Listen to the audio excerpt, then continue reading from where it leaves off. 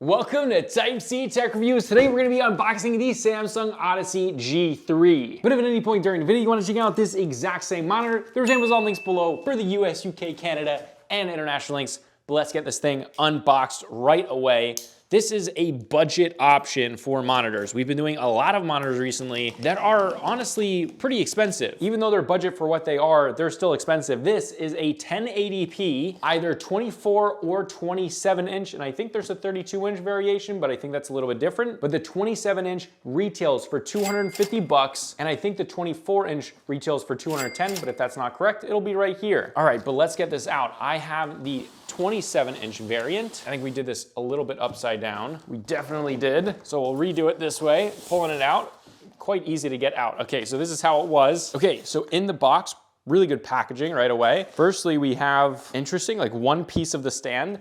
Samsung always does really weird stuff with their budget stands. But this does have metal on the bottom, which is an upgrade from some of the other stuff that Samsung has done, so that is good. And then here is the top of the stand, and here it is. So those kind of connect right there, and this is the back of it. This is all plastic, but this part actually has some metal on the inside. It is a lock-in stand, so that's actually more premium.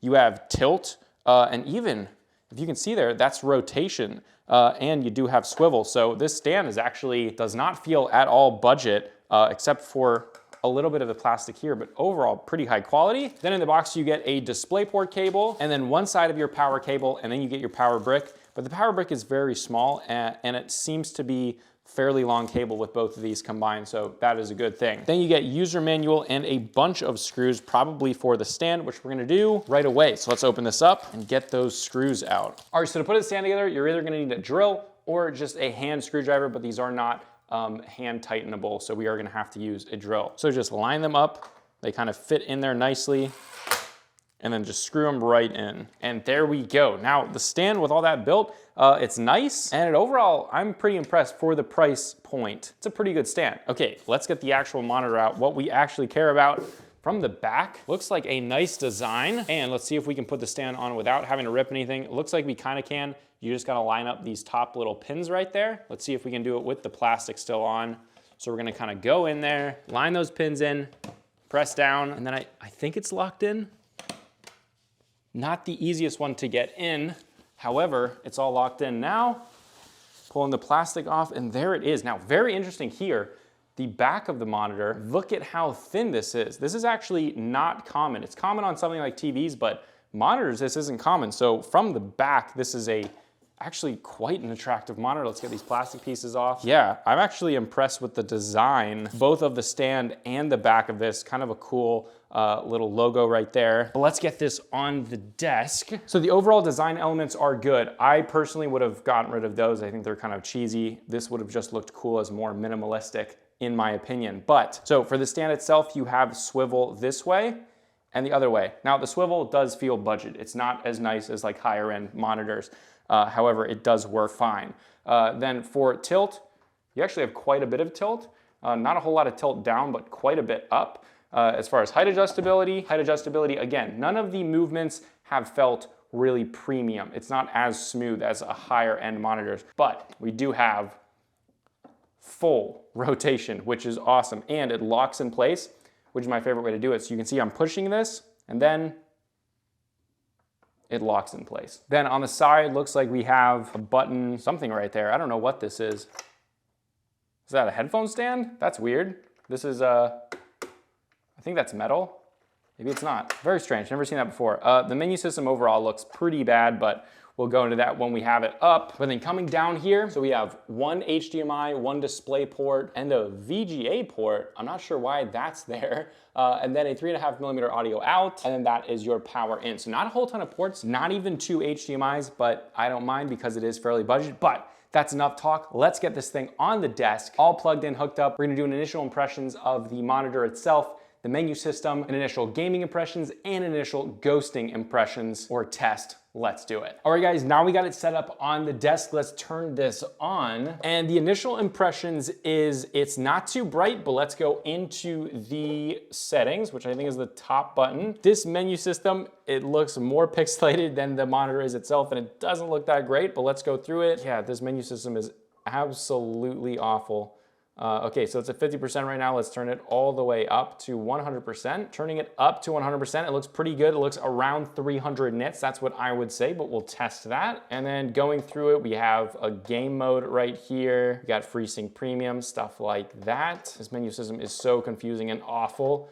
We have different modes: standard, cinema, FPS, RTS, and iSaver. Not a whole lot of settings that you can mess with, which I typically don't like. I like a lot of settings, and this is a bad menu system. And then we have the inputs, other, which is your gamma and volume and stuff like that. And that's basically it in the menu system. Now, this is a VA panel, or vertical alignment panel. So how are the viewing angles? And it does definitely wash out when you go side to side. This is supposed to have a very high contrast ratio, like over 4,000 to 1, which is really what most VA panels are. I wouldn't say this is anything special looking at it. And the thing is, you do definitely want to be right in the center of the monitor. Even going upwards, you definitely get some washing out. So when you're sitting at it, I would probably have it up here, because you really want your face to be right in the center of it. That's what I see right away. This is not scientific. However, I think you'll feel the exact same way. But let's get into the display settings first, changing this from 60 Hertz all the way to its full 144 Hertz, which obviously is very, very smooth, 144 Hertz. And then let's check the NVIDIA control panel to see if this thing can output 10 bits of color. I doubt that it can, and it cannot. So it can't output 10 bits of color. It can output 8 bits of color. That either might be 6-bit, using FRC to output 8 bits, which is frame rate control, or it may just be an 8-bit native panel, but that's gonna be in the full review. But enough talk, let's get to gaming and see how this thing games. Okay, so just on these screens, these are fairly black, obviously, because this is a VA panel. Not OLED level, but they are nice, deep, and black. Although I will say, again, if you even go to this side, it does wash out quite a bit. And obviously, this is me coming from an IPS panel, and me being an IPS fanboy. I definitely prefer IPS over VA. However, this price tag is pretty dang good. So let's go and see how this thing games. All right, so jumping right in game, the blacks are nice and deep. It's very contrasty. I would say it's a good brightness if you don't have a very bright room. Like I say, with most around 300 nit panels, that's what I would say this is. But I will say, if you're in a very bright room, this is gonna be a no-go.